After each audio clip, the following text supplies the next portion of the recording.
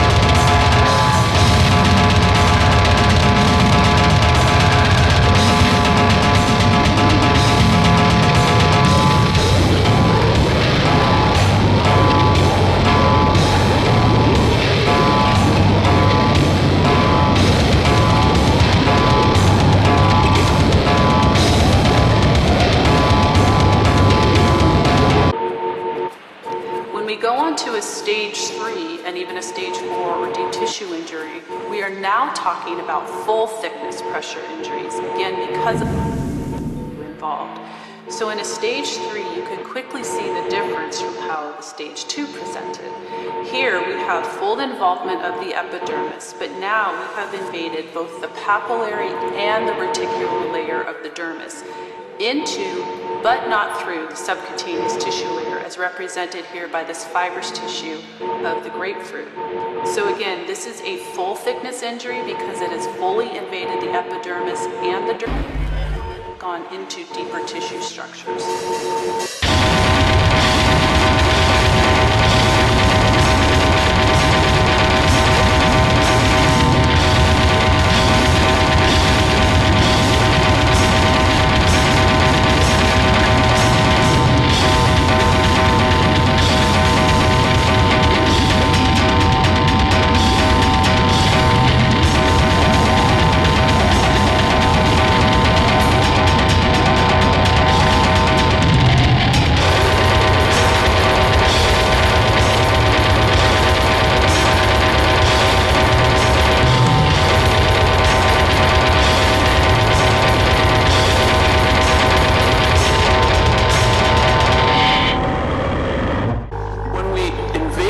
Tissue structures such as this representation, this is very similar to how a stage 4 pressure injury will present. And what you can see again is you have epidermal involvement, also the papillary and the reticular layer of the dermis.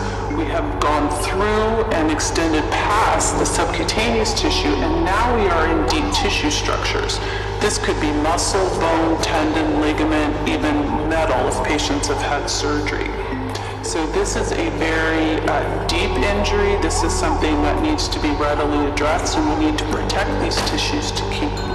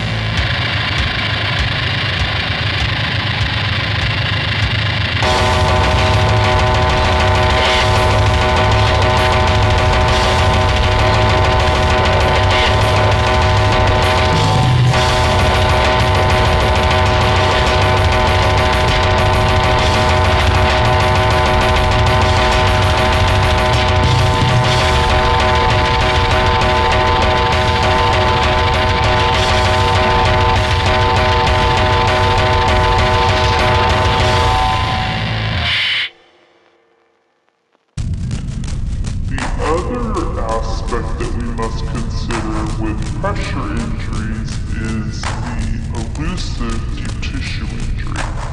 And again, what you will see when these first evolve is intact skin, but it will present with a purple or a dark purple-red discoloration of that tissue.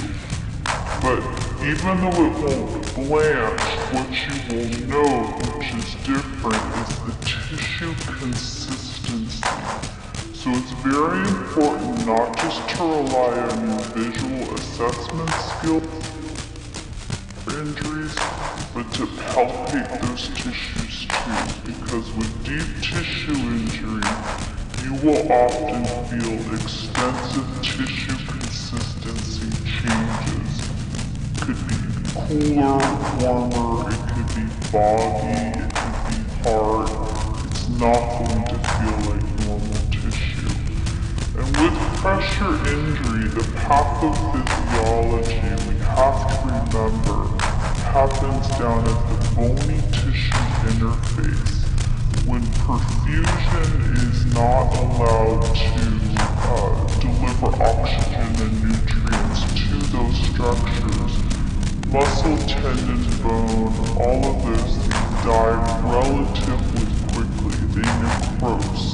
So these are actually myocutaneous infarctions. And skin tends to be the last thing that tends to become involved. The skin has the highest resistance to hypoxia. So it's very important to be able to recognize the level of tissue involvement so you can adequately